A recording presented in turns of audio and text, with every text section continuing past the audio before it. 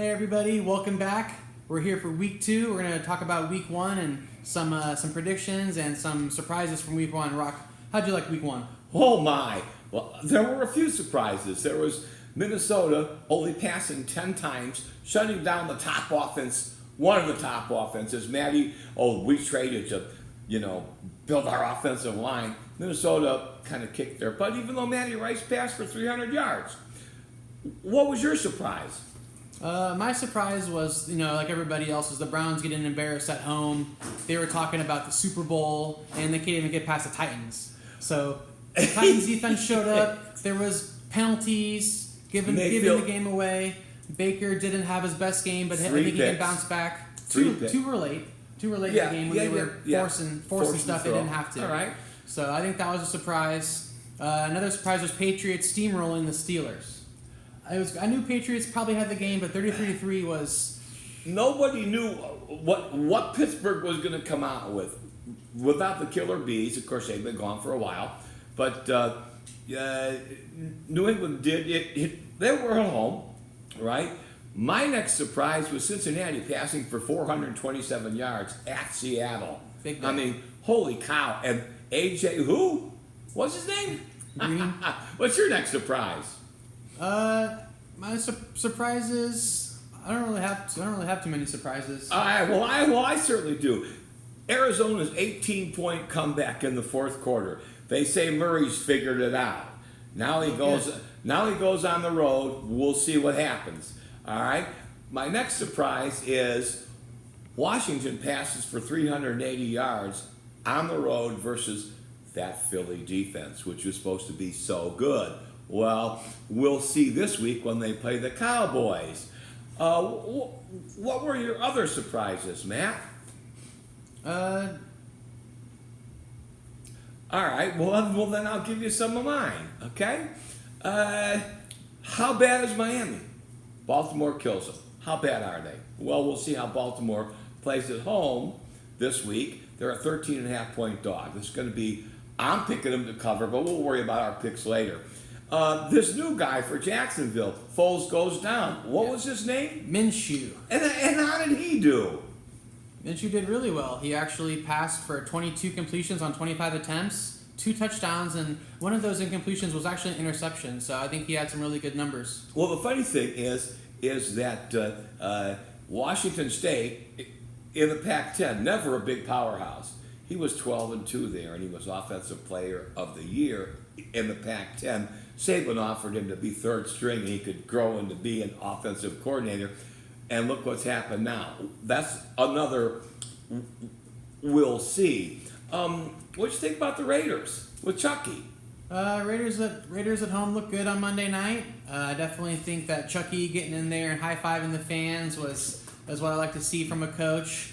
Never seen it before. The Broncos, they couldn't apply any pressure. They had 0 sacks. Carr was getting rid of the ball in 2.3 seconds. So that's what they need to do for the Raiders to win games. Well, they didn't miss Antonio Brown. No. Once again, you had a new coach who had spent 40 years in the press box. This was his first time on the sidelines. I thought the play calling was terrible, and I thought Flacco should have done more time during the exhibition season. What else do we have? Surprises? Not too many other surprises.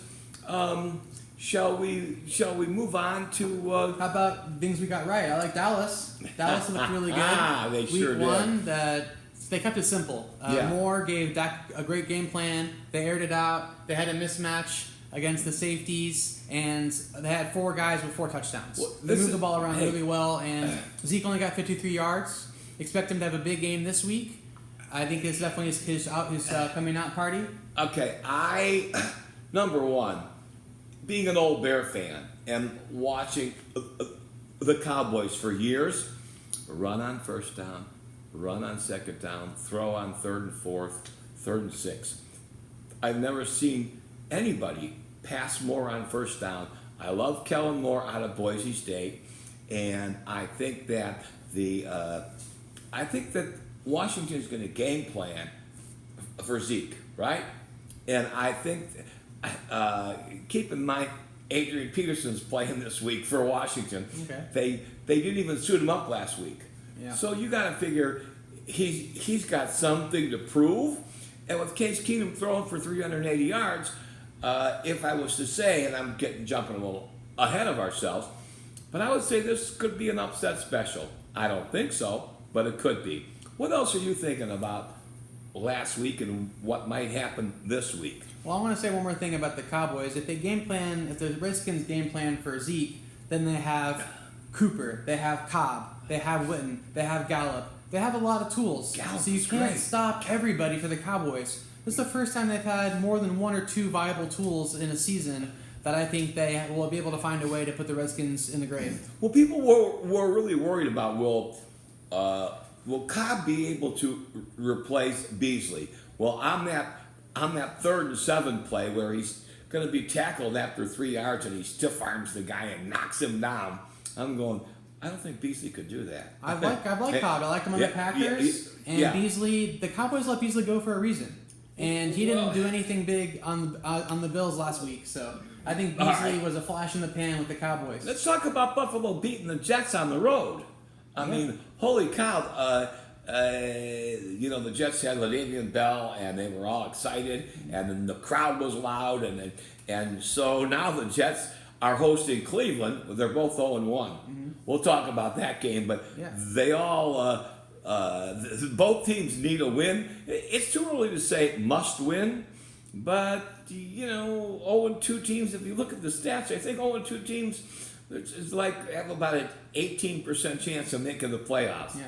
So I think the Bills, they had the good defensive pressure last week. They're normally known for their secondary, having the best secondary in the league last season. Oh, wow. So okay. I think their defense, as well as the Jets' defense, is going to have, they had a big day and they have a big team. A lot of first-round picks on the Jets. Definitely an interesting week ahead. One of their guys got hurt. One of their better wideouts is out for the season. Since I'm not a AFC guy, I don't know his name, but I was watching TV, and one of their receivers and one of the Chargers receivers are both gone. And that's just what football's all about. Injuries. Moving parts happen. And surviving. Okay, so let's go ahead and wrap it up, and we'll go ahead in the next video. We'll go on our predictions for week 2. Thanks for tuning in. Stay tuned for the predictions for next week.